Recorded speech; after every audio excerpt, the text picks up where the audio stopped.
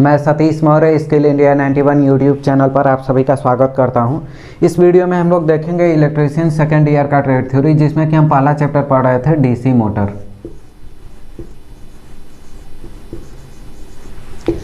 इसमें already 5 lecture हो चुका है और पिछले क्लास में हम लोग पढ़े थे क्लासिफिकेशन ऑफ डीसी मोटर।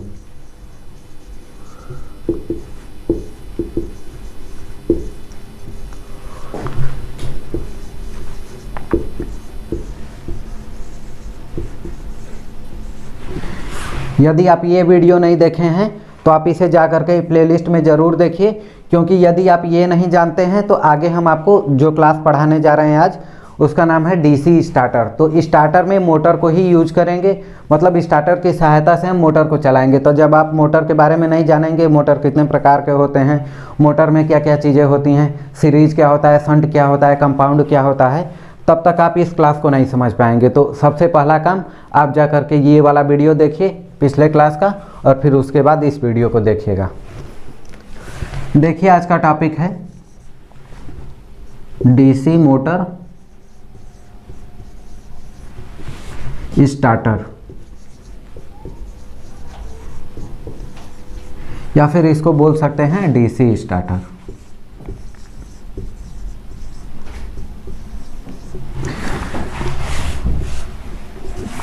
देखिए एक्चुअली स्टार्टर होता क्या है। जैसे किसी भी चीज़ को चलाना होता है तो उसके लिए किसी अन्य चीज़ की आवश्यकता होती है। जैसे मोटर को चलाना होता है तो आप देखे होंगे कि उसको ऑन करने के लिए, ऑफ करने के लिए एक इक्विपमेंट होता है, उस तरीके से उसे डिज़ाइन किया गया होता है। जैसे आपको समरसेबल चलाना होता है तो उसका एक स्टार्टर होता है, उसमें पुश बटन लगा होता है, रेड कलर का, ग्रीन कलर का, उसमें कॉन्टैक्टर होता है। यदि आप इलेक्ट्रीशियन से पढ़ रहे हैं तो आप इसके बारे में ऑलरेडी जानते होंगे। तो उसी तरीके से यदि आपको डीसी मोटर चलाना है तो डीसी मोटर को चलाने के लिए हम डीसी स्टार्टर का यूज करते हैं। और स्टार्टर 3 प्रकार के होते हैं मेनली। पहला है 2 पॉइंट स्टार्टर,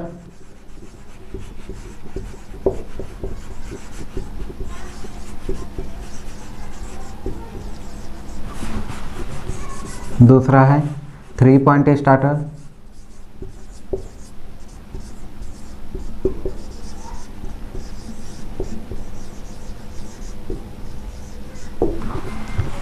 और तीसरा है 4 पॉइंट स्टार्टर।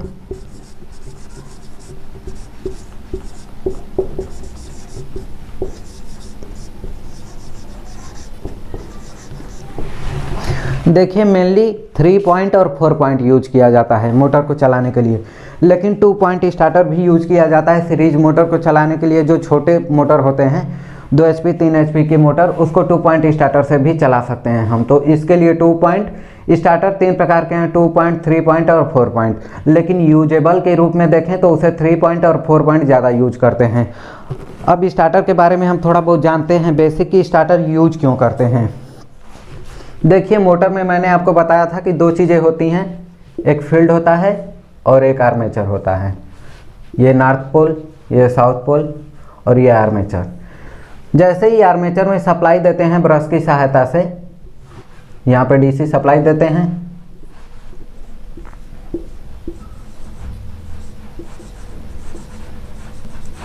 और इस फील्ड को भी सप्लाई देते हैं, तो ये एक अलग चीज़ है। और आर्मेचर को जैसे ही सप्लाई देते हैं तो आपको सबसे पहले मैं लोड के बारे में थोड़ा बहुत एक्सप्लेन कर दूं, तब आपको ये समझ में आएगा। देखिए इलेक्ट्रिकल में कई प्रकार का लोड है, जैसे कि पहला लोड इन इलेक्ट्रिकल,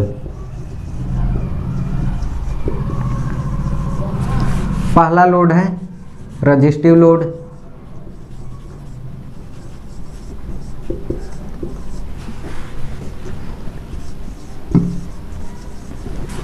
दूसरा है इंडक्टिव लोड,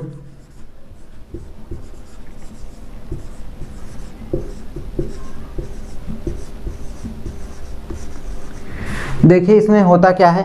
जैसे रजिस्टिव लोड होता है, आप फर्स्ट ईयर में 3 फेज सिस्टम पढ़े होंगे, तो फर्स्ट ईयर में जब आप पढ़े होंगे 3 फेज सिस्टम, तो उसमें आपको पावर फैक्टर भी वर्ड आया होगा। पावर फैक्टर, पावर फैक्टर है क्या, जैसे हम इंडक्टिव लोड यूज करते हैं तो उसमें पावर फैक्टर रिड्यूस होने लगता है, कम होने लगता है। तो पावर फैक्टर को इम्प्रूव करने के लिए कैपेसिटर का यूज करते हैं।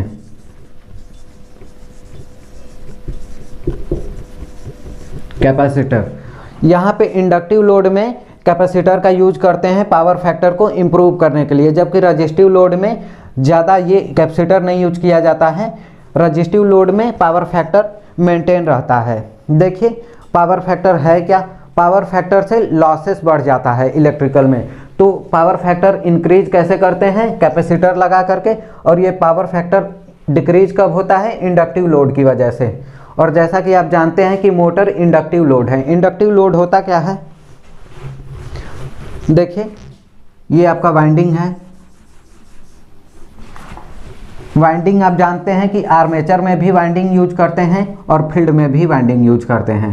ये फील्ड है, ये भी फील्ड है और ये आर्मेचर है। इन तीनों में जब आप ये यूज कर रहे हैं कॉइल, जैसे ही आप कॉइल यूज करते हैं तो इसमें इंडक्टिव लोड कॉइल के अंदर आता है और इसमें आपका पावर फैक्टर रिड्यूस होने लगता है, पावर फैक्टर आपका कम होने लगता है। तो इसी पावर फैक्टर को इंक्रीज करने के लिए कैपेसिटर लगाते हैं, और ये पावर फैक्टर करता क्या है कि लॉस बढ़ा देता है आपके मोटर में। जितने भी इंडक्टिव लोड हैं उसमें पावर फैक्टर की ही वजह से ज़्यादा लॉस होता है, तो उसी से बचने के लिए कैपेसिटर यूज कर लेते हैं इंडक्टिव लोड में, और मोटर आपका जो है इंडक्टिव लोड के कैटेगरी में आता है। और इंडक्टिव लोड देखिए, जब भी इंडक्टिव लोड को सप्लाई देते हैं, जैसे कि आप अपने घर में ट्यूबलाइट यूज करते हैं,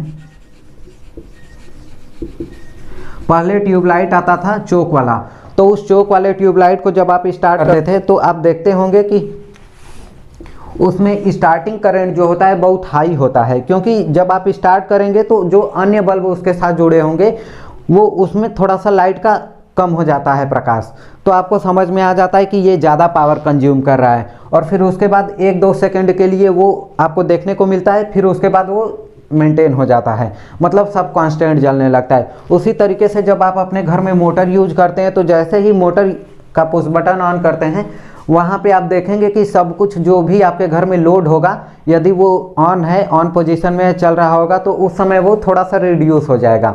यदि दूसरा अन्य मोटर चल रहा होगा पहले से और दूसरे मोटर को ऑन करेंगे तो पहले वाले मोटर का स्पीड थोड़ा सा कम हो जाएगा। यदि लाइट की बात करें तो यदि मोटर स्टार्ट करेंगे तो लाइट थोड़ा सा डिम हो जाएगा। तो ये किस कारण से होता है, ये पावर फैक्टर की वजह से होता है। और इसमें क्या होता है कि करंट अधिक लेता है, इसमें करंट अधिक लेता है स्टार्टिंग में। जो भी इंडक्टिव लोड होता है वो स्टार्टिंग में 5 to 6 टाइम ज़्यादा करंट कैरी करता है। तो उसी तरीके से इस मोटर को जब आप स्टार्ट करते हैं तो ये जैसे कि आपका मोटर 2 एम्पियर करंट ले रहा है स्टार्टिंग में, मान लीजिए कि 2 एम्पियर का आपका मोटर है, और यदि आप स्टार्ट करेंगे तो मान लीजिए कि 5 से 6 गुना यदि वो ज़्यादा ले रहा है तो 2 का 6 गुना कर देंगे तो 12 एम्पियर हो जाएगा। यहाँ पे ये स्टार्टिंग में 12 एम्पियर कैरी करेगा। सोचिए कि सोच करके आप देखिए, यदि कोई मोटर 2 एम्पियर का है और वो 12 एम्पियर करंट कैरी करेगा तो स्टार्टिंग में क्या होगा कि वो जल भी सकता है, ये इसमें आर्मेचर जल सकता है मोटर के केस में। तो इसी आर्मेचर को जलने से बचाने के लिए हम यूज करते हैं स्टार्टर का। स्टार्टर में आपको देखने को मिलेगा रजिस्टेंस वायर लगे होते हैं, रजिस्टेंस वायर कटता है और फिर उसके बाद उसको आसानी से उपयोग करते हैं। जैसे यहाँ पे रजिस्टेंस यूज कर लें हम, और सप्लाई कुछ इस तरीके से इसे दें।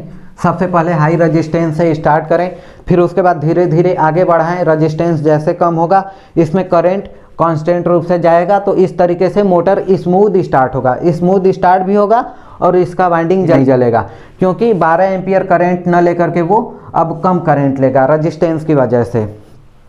तो आप समझ गए होंगे कि स्टार्टर यूज क्यों करते हैं। आइए अब हम स्टार्टर के बारे में पढ़ेंगे, 2 पॉइंट स्टार्टर। आइए देखते हैं डीसी मोटर स्टार्टर। इसमें हम पढ़ेंगे डीसी मोटर स्टार्टर 2 पॉइंट।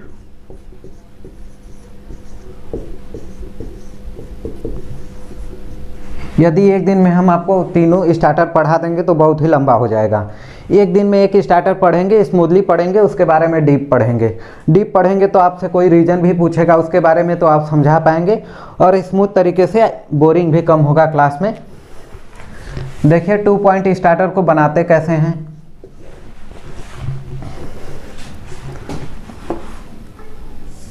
आप ध्यानपूर्वक देखिएगा क्योंकि ये ड्राइंग में भी पूछता है।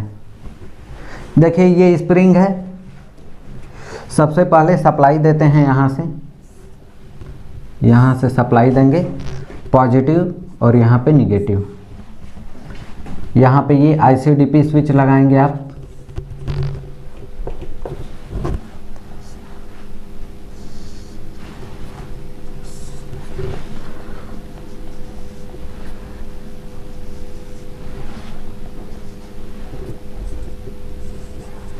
यहाँ पे ये फ्यूज है, आप जानते हैं कि फ्यूज यूज करते हैं सीरीज में। ये 2 फ्यूज हो गया। यहाँ पे DC सप्लाई दे रहे हैं, DC 220 वोल्ट। अब देखिए यहाँ पे जैसे ही यहाँ पे सप्लाई आता है, सबसे पहले आप स्प्रिंग को सप्लाई देंगे, स्प्रिंग के साथ कनेक्ट करेंगे। और ये स्प्रिंग के साथ एक लगा होता है हैंडल। सबसे पहले हम इसको बना लेते हैं।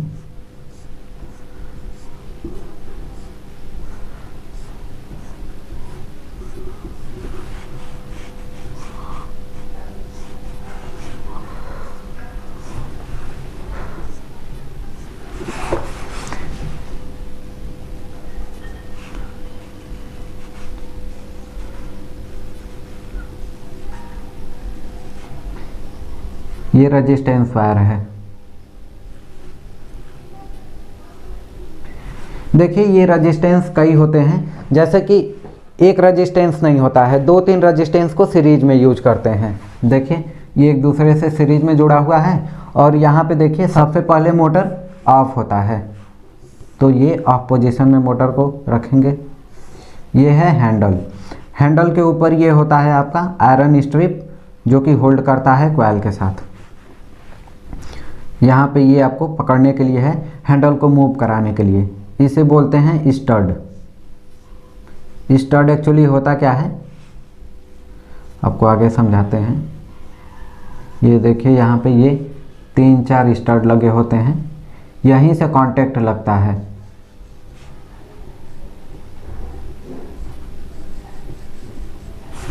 देखिए सबसे पहले ये ऑफ है, ऑफ पोजीशन में क्या है, मोटर में सप्लाई जा रहा है तो ये ऑफ पोजीशन में है।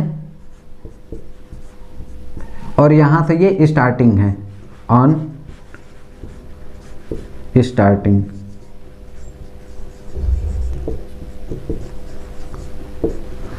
जैसे सप्लाई यहाँ पे आया तो सप्लाई इस रेजिस्टेंस वायर के थ्रू यहाँ तक पहुँच जाएगा। और फिर आगे देखते हैं। देखिए मैंने आपको बताया था कि 2 पॉइंट स्टार्टर से मेनली यूज करते हैं। ये है आर्मेचर। मैंने बताया था कि आप आर्मेचर का सिंबल याद रखिएगा। आर्मेचर के साथ देखिए ये फील्ड वाइंडिंग जुड़ा हुआ है। ये आपका सीरीज मोटर है। अब ध्यान दीजिएगा ये सीरीज मोटर है। देखिए फील्ड वाइंडिंग और आर्मेचर दोनों सीरीज में जुड़ा हुआ है। अब देखिए इसे सप्लाई देंगे यहाँ पे कुछ इस तरीके से। ये है आपका इलेक्ट्रोमैग्नेट और इस पे वाइंडिंग किया गया है कुछ इस तरीके से।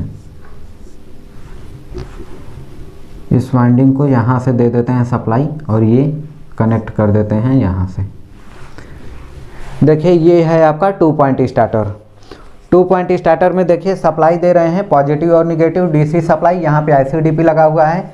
ICDP का फुल फॉर्म होता है आयरन क्लैड डबल पुल।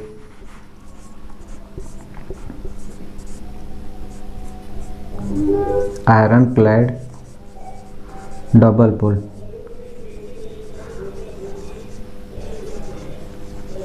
यह है आपका आयरन क्लैड डबल पुल। जैसे ही यहाँ से आप सप्लाई देते हैं इस फ्यूज के थ्रू आगे बढ़ता है सप्लाई, स्प्रिंग में जाता है, स्प्रिंग से हैंडल में। और हैंडल के इस ये देखिए कंडक्टर है, ये कंडक्टर है। आप इसमें एक इंसुलेटर लगा होता है जैसे कि हिंज टाइप का होता है। आप उसको पकड़ करके इसको स्लाइड करते हैं इस रजिस्टेंस वायर पे। तो जैसे जैसे रजिस्टेंस बाईपास होता है, आप जानते हैं कि रजिस्टेंस क्या करता है, करंट का अपोज करता है। तो स्टार्टिंग में यदि रजिस्टेंस ये ज़्यादा रजिस्टेंस है, जैसे जैसे ये रजिस्टेंस कम होता है इसमें फुल सप्लाई जाने लगता है। तो फुल सप्लाई जैसे ही मिलता है इस मोटर को, इसका स्पीड बढ़ने लगता है। तो स्टार्टिंग में यहाँ रजिस्टेंस ज़्यादा है तो इसका स्पीड कम होता है। स्पीड कम होने का रीज़न यह है कि ये करंट को कम कर देता है यहाँ पे, और इसी करंट से बचते हैं हम, क्योंकि इसमें मोटर का आर्मेचर कॉइल जल सकता है यदि फुल स्पीड में हम स्टार्टिंग में ही चलाएं। ये स्टार्टर यूज करते हैं तो इसे स्मूथली आगे बढ़ाते हैं, इसे बोलते हैं स्टड। ये है स्टड, ये है हेलिकल स्प्रिंग, हेलिकल स्प्रिंग, ये है आपका हैंडल,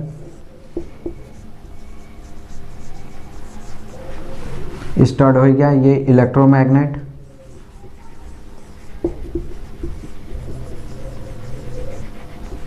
इलेक्ट्रोमैग्नेट को देखिए एनवीसी भी बोलते हैं, एनवीसी, इसका फुल फॉर्म आता है नो वोल्ट कॉइल। इसे नो वोल्ट कॉइल क्यों बोलते हैं? देखिए जब इसमें सप्लाई होता है तो ये होल्ड करके रखता है इस हैंडल को। जैसे हैंडल को आगे बढ़ाते लाते हैं, ये जो है आपका आयरन स्ट्रिप इसमें आकर के लग जाता है। तो इसमें मैग्नेट बना होता है, और आप जानते हैं कि मैग्नेट को आयरन अट्रैक्ट करता है। तो इस तरीके से ये इसको होल्ड कर लेता है। जब हैंडल यहाँ पे आता है तो ये इसके साथ कांटेक्ट लग जाता है यहाँ पे, और हैंडल को ये होल्ड करके रख लेता है। तो उस केस में क्या होता है कि मोटर चलने लगता है, ऑपरेटर इस हैंडल को छोड़ करके जा करके अपना कार्य करने लगता है मोटर से जो भी लोड चला रहा होता है। और यदि यहाँ पे ये इलेक्ट्रोमैग्नेट नहीं होगा तो इसे हेलिकल स्प्रिंग की सहायता से इसे तो यहाँ पे ला देगा, लेकिन जैसे ही ऑपरेटर इसको छोड़ेगा हेलिकल स्प्रिंग में टेंशन की वजह से ये हैंडल फिर से ऑफ पोजीशन में आ जाएगा। तो इससे बचने के लिए यहाँ पे लाते हैं हम इलेक्ट्रोमैग्नेट, और इलेक्ट्रोमैग्नेट यूज करते हैं इसको होल्ड करने के लिए। इलेक्ट्रोमैग्नेट यदि ना लगाएं तो यदि सप्लाई ऑन होगा या ऑफ होगा, ये स्टार्टिंग कंडीशन में ही होगा। और हेलिकल स्प्रिंग इसलिए यूज करते हैं क्योंकि यदि सप्लाई यदि चली जाए तो ये इलेक्ट्रोमैग्नेट से क्या होता है कि मैग्नेटिक फील्ड कम होने लगता है, और ये इसे डीहोल्ड कर देता है या फिर रिलीज कर देता है। हैंडल को जैसे ही ये रिलीज करता है, इसमें टेंशन ज़्यादा होता है, उसी टेंशन की वजह से ये ऑफ पोजीशन में आ जाता है। यदि ये हेलिकल स्प्रिंग ना होता तो आपको क्या देखने को मिलता है इस केस में? देखिए सबसे पहले इस हैंडल को आप मूव करा करके यहाँ पे ला करके रख देंगे। यदि सप्लाई चली जाएगी और ऑपरेटर कहीं पे काम कर रहा है और सप्लाई कट करके तुरंत यदि आ जाती है तो उस केस में क्या होगा कि हैंडल ऑन पोजीशन में ही है लास्ट पोजीशन पे, तो जैसे ही सप्लाई यहाँ से आएगी सप्लाई डायरेक्टली जाएगा मोटर को और मोटर जल सकता है। स्टार्टर का उस समय कोई यूज नहीं हो रहा है क्योंकि ये रेजिस्टेंस वायर खाली पड़ा हुआ है। तो इस वजह से जैसे ही सप्लाई जाता है ये रिलीज कर देता है हैंडल को, हैंडल फिर से ऑफ पोजीशन में आ जाता है, और सप्लाई जब आती है तो ऑपरेटर को इसे फिर से यूज करना पड़ता है। देखिए ये मैनुअल स्टार्टर है। मैनुअल स्टार्टर का मतलब क्या होता है कि आप हाथ से उसे ऑपरेट करेंगे। ऑटोमेटिक में क्या होता है कि सप्लाई आएगा, आप एक बार बटन को ऑन कर दिए फिर उसके बाद चले गए। या फिर रिमोट कंट्रोल होता है, रिमोट से भी उसे कंट्रोल कर सकते हैं, लेकिन ये ऑपरेटर को आ करके ऑपरेट करना पड़ेगा। इसे बोलते हैं मैनुअल स्टार्टर। मैनुअल का मतलब हाथ से आ करके स्टार्ट करके तब फिर उसके बाद अपना आगे का कार्य करेंगे। ये है आपका रेजिस्टेंस वायर, रेजिस्टेंस वायर। ये है आपका, ये देखिए मोटर का पार्ट है, आप इसे कंफ्यूज ना होइएगा। ये है आपका मोटर, ये है आपका स्टार्टर।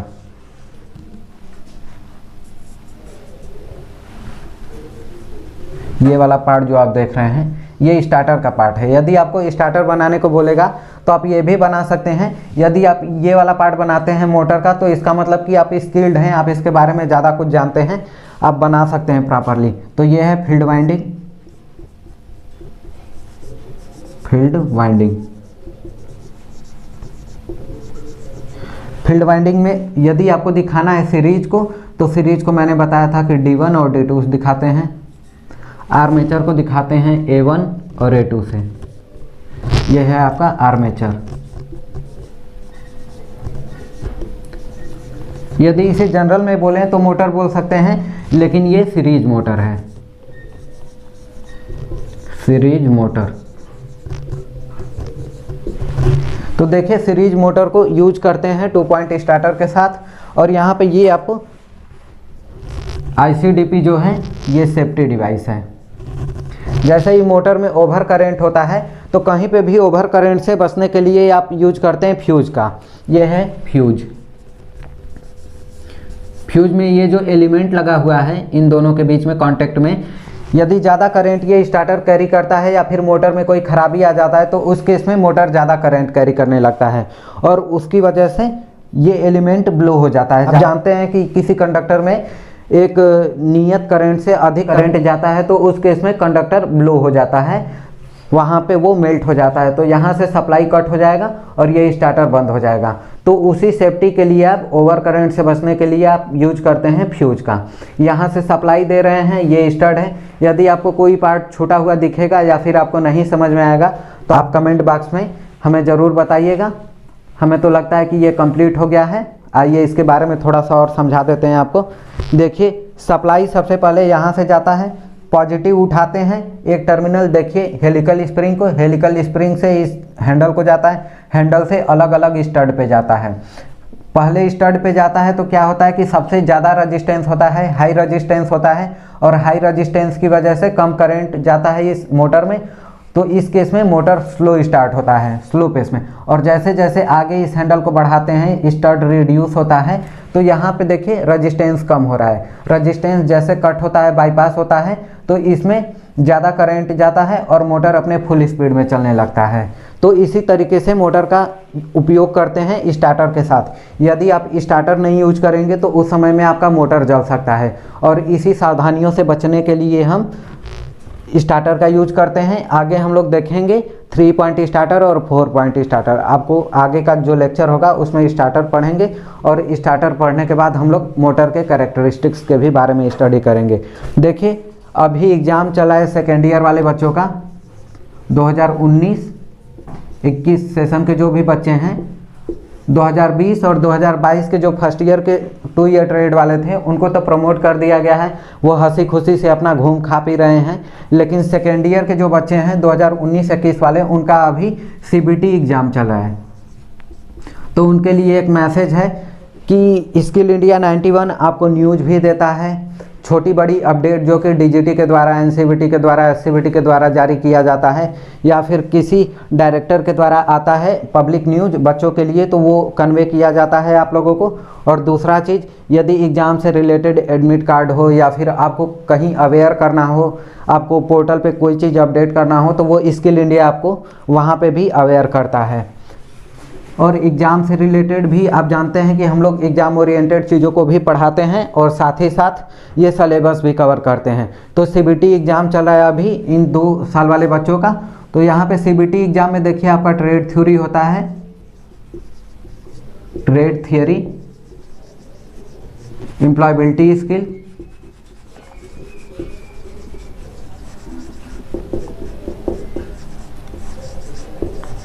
एम्प्लॉयबिलिटी स्किल और तीसरा है workshop calculation and science, workshop calculation and science.